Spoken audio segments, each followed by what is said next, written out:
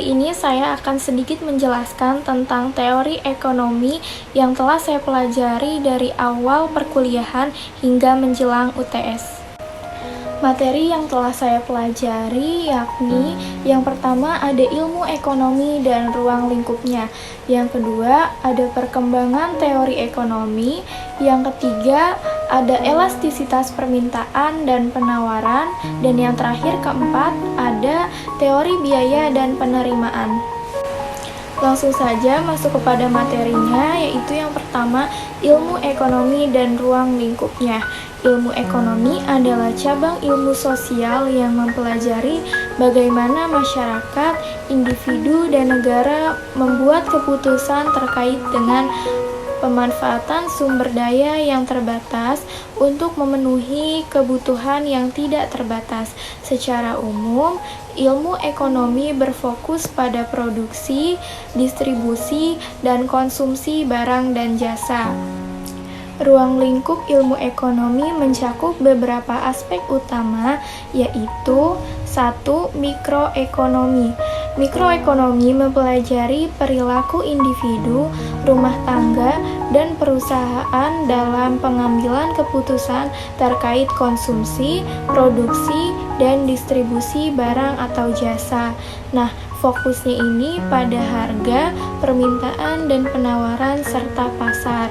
Contohnya, bagaimana harga suatu barang ditentukan di pasar dan bagaimana perusahaan menetapkan harga jual produk mereka. Yang kedua, makroekonomi. Makroekonomi mempelajari perekonomian secara keseluruhan, termasuk kebijakan fiskal, moneter, inflasi, pengangguran, dan pertumbuhan ekonomi. Nah, fokusnya ini pada agregat ekonomi seperti produk domestik bruto atau biasa sebagai PDB, tingkat pengangguran, dan kebijakan ekonomi negara. Contohnya, bagaimana pemerintah mengelola inflasi atau resesi ekonomi. Yang ketiga, ada ekonomi pembangunan. Ekonomi pembangunan mempelajari proses pertumbuhan ekonomi dan pembangunan di negara-negara berkembang, fokusnya pada peningkatan kesejahteraan masyarakat dan pengurangan kemiskinan. Yang keempat, ada ekonomi internasional. Mempelajari interaksi ekonomi antar negara, pembangunan internasional, investasi asing, dan aliran modal global. Contohnya, hubungan perdagangan antar negara, dampak kebijakan tarif, dan pengaruh globalisasi terhadap ekonomi suatu negara. Yang kelima, ada ekonomi sumber daya alam dan lingkungan. Mempelajari penggunaan dan pengelolaan sumber daya alam secara berkelanjutan serta dampak ekonomi dari kerusakan lingkungan. Nah, fokusnya ini pada isu-isu seperti perubahan iklim, polusi, dan kelangsungan sumber daya alam. Selanjutnya yang keenam ada ekonomi kesehatan dan pendidikan. Menganalisis bagaimana sektor kesehatan dan pendidikan berkontribusi terhadap perekonomian. Contohnya, dampak pengeluaran pemerintah dalam sektor kesehatan terhadap produktivitas tenaga kerja. Dan yang terakhir, ketujuh, yaitu ekonomi perilaku. Mempelajari bagaimana faktor psikologis, emosional, dan sosial mempengaruhi keputusan ekonomi individu dan kelompok. Nah, fokusnya ini pada divisi dari teori ekonomi tradisional yang mengasumsikan perilaku rasional. Nah, secara keseluruhan, ilmu ekonomi berupaya memahami proses ekonomi, mengidentifikasi masalah, serta merumuskan kebijakan untuk mencapainya kesejahteraan yang optimal dalam masyarakat. Materi yang kedua yaitu perkembangan teori ekonomi. Perkembangan teori ekonomi melibatkan evolusi berbagai pemikiran dan konsep yang mengubah cara kita memahami ekonomi, mulai dari faktor pada produksi dan distribusi barang hingga perhatian pada perilaku individu, pasar, dan kebijakan publik. Berikut adalah garis besar perkembangan utama dalam teori ekonomi. Yang pertama ada ekonomi klasik abad ke-18 hingga abad ke-19. Pemikiran utama dari Adam Smith, David Ricardo, dan John Stuart Mill. Fokusnya pada pasar bebas, invisible hand, atau tangan tak terlihat yang mengatur ekonomi dan pembagian kerja untuk efisiensi. Nah, prinsip utamanya yaitu harga ditentukan oleh permintaan dan penawaran, serta gagasan tentang keuntungan yang muncul dari pasar bebas. Yang kedua, ekonomi Marxis, abad ke-19. Pemikiran utama dari Karl Marx, Friedrich Engels. Fokusnya pada analisis kelas sosial dan ketidakadilan dalam sistem kapitalisme serta teori tentang nilai kerja dan akumulasi modal. Gagasan utamanya, kapitalisme membawa eksploitasi buruh dan ketidakselarasan serta ada kebutuhan untuk revolusi sosial menuju sistem sosialis.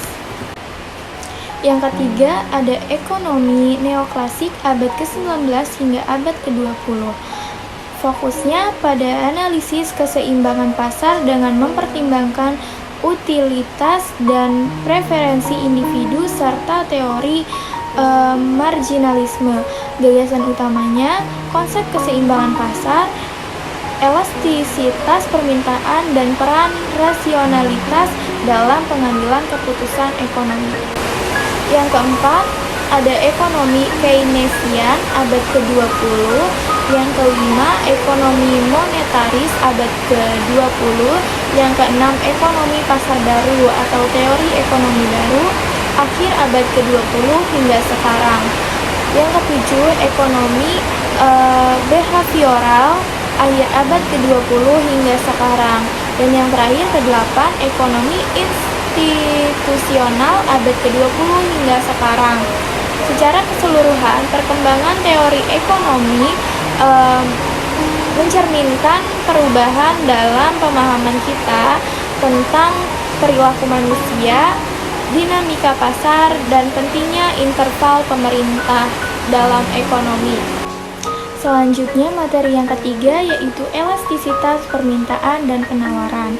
Elastisitas permintaan dan penawaran adalah konsep yang digunakan untuk mengukur sejauh mana perubahan harga suatu barang atau jasa memengaruhi jumlah permintaan atau penawaran barang tersebut. Yang pertama, elastisitas permintaan.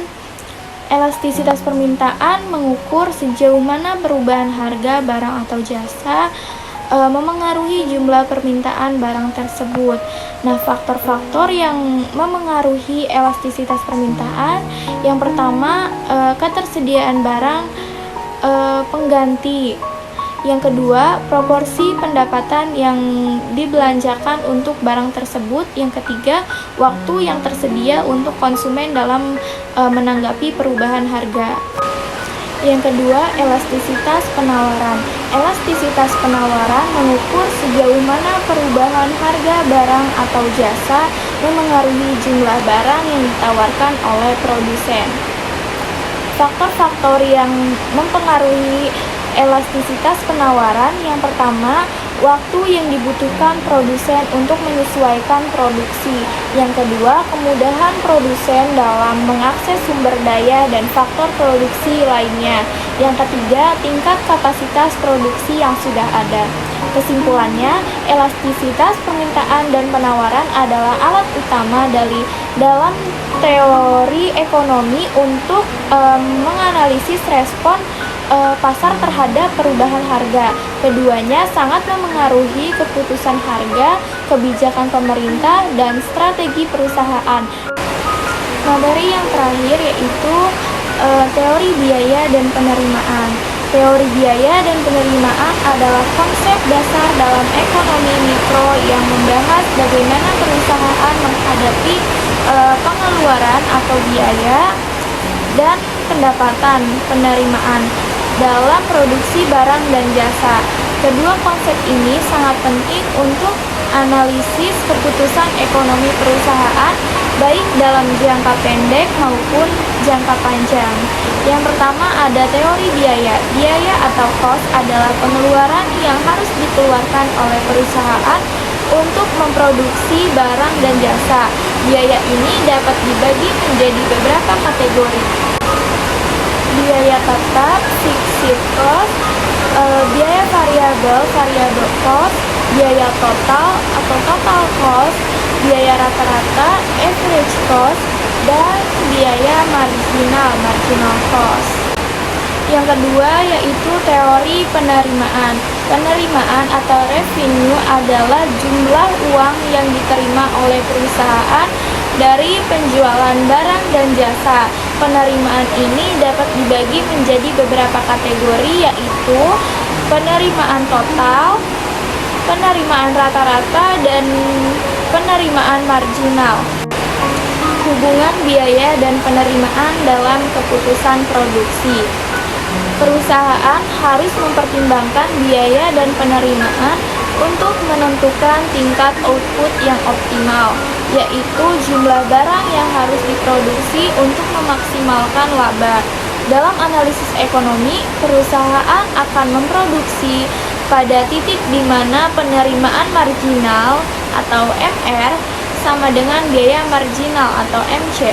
Di titik ini, perusahaan memaksimalkan laba atau meminimalkan kerugian karena tambahan penerimaan dari unit baru yang diproduksi sama dengan biaya yang harus dikeluarkan untuk memproduksinya. Kesimpulannya, teori biaya dan penerimaan membantu perusahaan dalam membuat keputusan produksi dan harga.